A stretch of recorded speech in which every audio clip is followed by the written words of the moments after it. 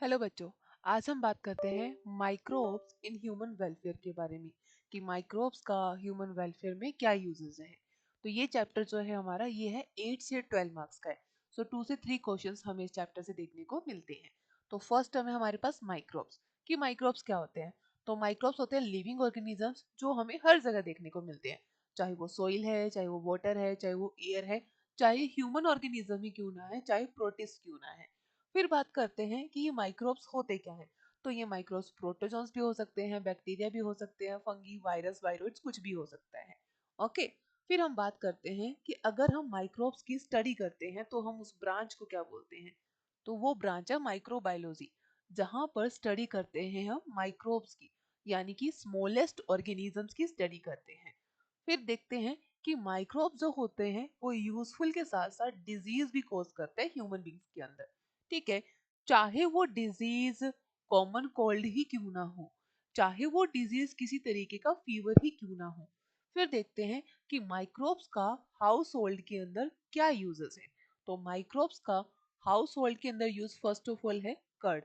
Curd के अंदर milk में कौन सी शुगर मिलती है? Lactose sugar. तो जो लैक्टोज शुगर होती है वो कन्वर्ट किस में होती है? वो कन्वर्ट होती है लैक्टिक एसिड में। तो जब लैक्टोज शुगर लैक्टिक एसिड में कन्वर्ट होती है तो इस पूरे प्रोसेस के अंदर कैसा मीडियम होता है? तो यहाँ पर एनएरोबिक रेस्पिरेशन होता है। और उसी एनएरोबिक रेस्पिरेशन के अंदर क्या होगा कि लैक्टिक एसिड बैक्टीरिया है वो ग्रो करता है। तो जब लैक्टोबैसिलस, उस बैक्टीरिया का नेम है जिसे हम लैक्टिक एसिड बैक्टीरिया भी कहते हैं, वो ग्रो करता है मिल्क के अंदर और कन्वर्ट करता है उसे कर्ड के अंदर। तो जब उसको कर्ड में कन्वर्ट करता है तो वहां पर विटामिन बी 12 की अमाउंट क्या करता है, ये इंक्रीज भी कर देता है। ठीक है। उसी के साथ ही हमारे स्टमक के अंदर जो एलएबी बैक्टीरिया है, लैक्टिक एसिड बैक्टीरिया, वो बहुत ही इंपॉर्टेंट रोल प्ले करता है कि वो डिजीज कॉजिंग जो माइक्रोब्स है वो भी क्या करता है, उनको चेकिंग करता रहता है। ओके। फिर देखते हैं कि डफ क्या है। तो डफ बेसिकली एक आटा के फॉर्म ही है, फ्लोर का फॉर्म है। ठीक है। तो ये फर्मेंटेड किससे होता है? तो डफ जो है वो फर्मेंटेड होता है बैक्टीरिया से। यहाँ मिस्टेक नहीं करनी है। डफ के अंदर जहां हम फर्मेंटेशन करके जो ब्रेड बनाते हैं वहां हम यूज करते हैं फंगस का। ठीक है। लेकिन जो डफ फर्मेंटेड होता है वो होता है बैक्टीरिया से। फर्मेंटेड लिखा है तो हमने यहाँ भी लिखा कि एनएरोबिक रेस्पिरेशन होता है। तो उससे बनता क्या है? उससे बनता है डोसा इडली। ठीक है। अब डोसा इडली बनता है तो वो डफ बहुत ही ज्यादा फ्लफी होता है। तो उसका रीजन क्या है? उसका रीजन है कि वहां पर प्रोडक्शन होता है CO2 का, इस रीजन से। फिर देखते हैं कि जो डफ है ये यूज होता है ब्रेड बनाने में। ठीक है। तो ब्रेड बनाने में जब ये यूज होता है तो वहां हम जिस फंगस का यूज करते हैं वो फंगस क्या है? वो फंगस है सैक्रोमाइसिस सिरेविसी। ठीक है। जिसका दूसरा नाम क्या है? Baker yeast. इसी से हम एथेनॉल के प्रोडक्शन की भी बात करेंगे। ओके। फिर देखते हैं चीज को कि चीज कितने टाइप का होता है। तो चीज की बात करते हैं तो चीज 2 टाइप्स का है। जहां फर्स्ट चीज है स्विस चीज। यहाँ एनसीईआरटी का ये क्वेश्चन 12th सीबीएसई बोर्ड में बहुत बार आता है कि स्विस चीज के अंदर लार्ज होल्स होते हैं, वो किस रीजन से होते हैं? तो वो होते हैं प्रोपियोनी बैक्टीरिया शार्मिनाइसी, जो क्या करता है, लार्ज होल्स क्लियर करता है। उसी के साथ ही इसका फ्लेवर भी अलग होता है। फिर बात करते हैं रोक्यू 40 चीज। तो रोक्यू 40 चीज जिस फंगस से बनता है उस फंगस का नेम है पेनिसिलियम रोक्यू 40। ओके। अब हम बात करते हैं साउथ एरिया के अंदर जो ड्रिंक यूज किया जाता है वो ड्रिंक क्या है। तो साउथ एरिया में जो ड्रिंक यूज करते हैं वो ड्रिंक है टोडी। तो टोडी क्या है?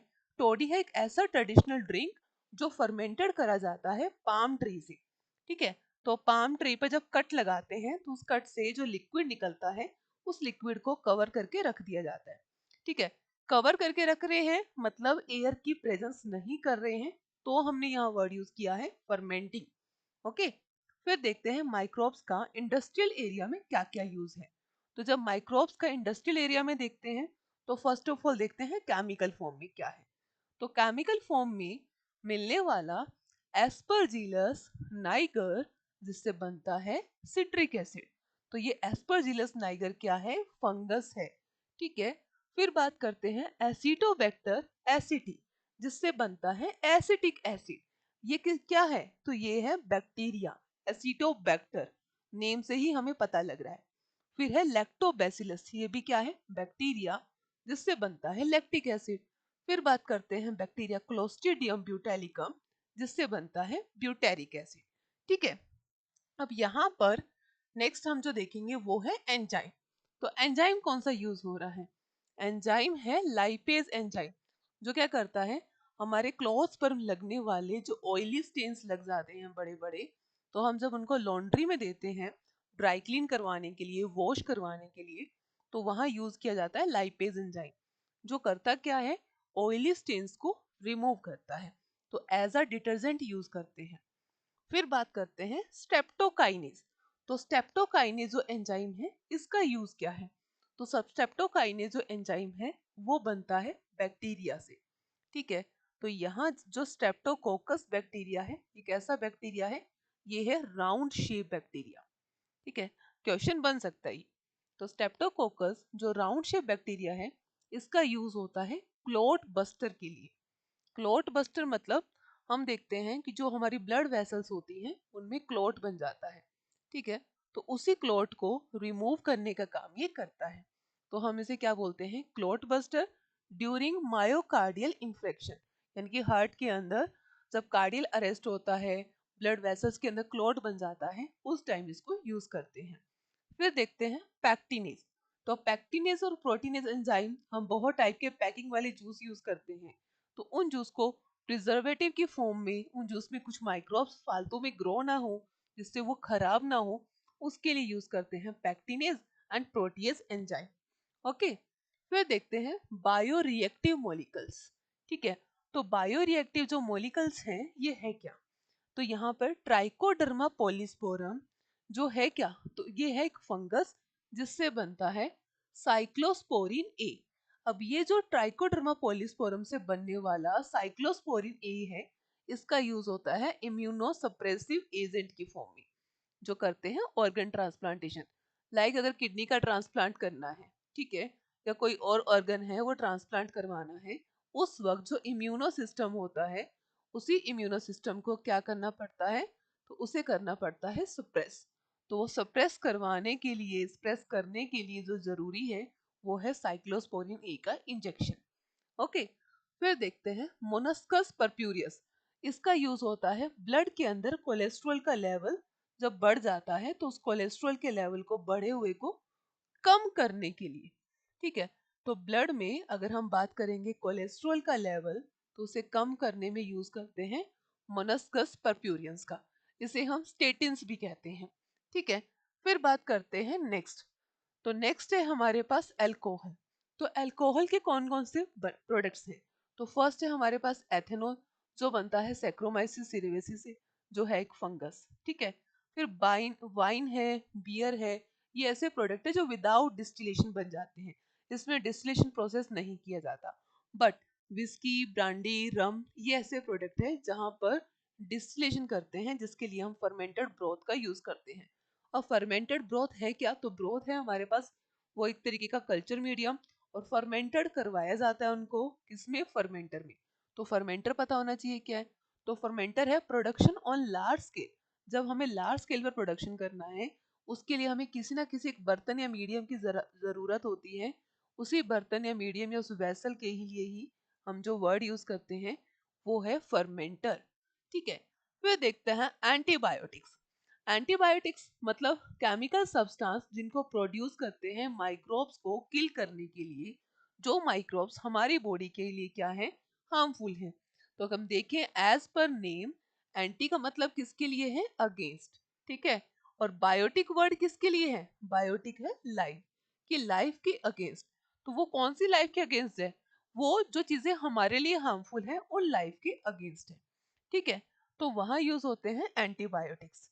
अब एंटीबायोटिक्स वहां यूज होते हैं, तो हम यहाँ एक एंटीबायोटिक की बात करेंगे नेक्स्ट लेक्चर में, वो है पेनिसिलिन। तो उसी पेनिसिलिन एंटीबायोटिक को बना किससे? तो वो बना था पेनिसिलियम नोटेटम से। ठीक है, तो इसको नोट कर लो, पेनिसिलियम नोटेटम, जिससे बना पेनिसिलिन। अब यही पेनिसिलिन को बनाने वाले साइंटिस्ट का नेम है अलेक्जेंडर फ्लेमिंग। तो अलेक्जेंडर फ्लेमिंग साइंटिस्ट ने वो बनाया। तो अलेक्जेंडर फ्लेमिंग ने, तो यहाँ जो पेनिसिलियम है जो अलेक्जेंडर फ्लेमिंग ने बनाया, तो इसी पेनिसिलियम को यूज कहाँ करा? तो इसी पेनिसिलियम को यूज किया सेकेंड वर्ल्ड वॉर के अंदर। क्यों यूज किया? तो यहाँ इसको सेकेंड जब वर्ल्ड वॉर में यूज किया, तो वो उसको यूज किया एज अ पेन किलर की फॉर्म में। ओके, तो यहाँ हमारा जो टॉपिक कंप्लीट होता है वो है जस्ट एंटीबायोटिक का इंट्रोडक्शन। फिर हम बात करते हैं माइक्रोब्स का, कि माइक्रोब्स का सीवेज वाटर ट्रीटमेंट में क्या क्या यूज होता है। तो सबसे पहले सीवेज वाटर क्या होता है? तो सीवेज वाटर होता है म्युनिसिपल वेस्ट वाटर, जिसमें लार्ज अमाउंट के अंदर ऑर्गेनिक मैटर, माइक्रोब्स होते हैं, ठीक है, बहुत ही ज्यादा कचरा है, पॉली बैग बोल सकते हैं हम, ठीक है, कांच के टुकड़े बोल सकते हैं, गिलास के टुकड़े हुआ, उसके अलावा हम बात कर सकते हैं एनिमल का वेस्ट मटेरियल हुआ, ठीक है। तो सब कुछ उस वाटर में होता है। जैसे वो वाटर का अगर बात करें तो हाईएस्ट पोल्यूटेड वाटर वही होता है, सीवेज वाटर। अब सीवेज वाटर को प्योर वाटर में कैसे कन्वर्ट करना है, उसके लिए हम बात करते हैं सीवेज वाटर ट्रीटमेंट की। तो सीवेज वाटर ट्रीटमेंट में जो हमारा फर्स्ट प्रोसेस है वो क्या है? तो ये प्रोसेस टू प्रोसेस में या टू ट्रीटमेंट्स में कंप्लीट होता है, ठीक है। फर्स्ट ट्रीटमेंट है हमारे पास मैकेनिकल प्रोसेस होता है, ये फर्स्ट वाला, जहां हम देखते हैं यहाँ कि जो फ्लोटिंग डेब्रिज है वो रिमूव होती है through filtration. After filtration sedimentation करवाते हैं, जिसमें से रिमूव हो जाते हैं सॉइल और थोड़े बहुत जो पत्थर हैं वो सब निकल जाते हैं, जिसके रीजन से जो इम्प्योरिटीज होती है उसे हम बोलते हैं प्राइमरी स्लज, और जो वाटर होता है उसे हम बोलते हैं प्राइमरी इफ्यूलेंट। तो ये होता कैसे है? तो हुआ ये, सबसे पहले हमने क्या किया, सबसे पहले हमने पानी को फिल्टर किया, ठीक है। तो जो पानी हम यूज कर रहे हैं जो वाटर, वो है सीवेज वाटर। जैसे उसको फिल्ट्रेशन किया, तो फिल्ट्रेशन से मिलने वाला फिल्ट्रेट, ठीक है, जो कागज है, पॉली बैग है, वो सब तो यहाँ रह जाएंगे। अब जो फिल्ट्रेशन से जो फिल्ट्रेट मिला, उसका हमने करवाया सेडिमेंटेशन, ठीक है।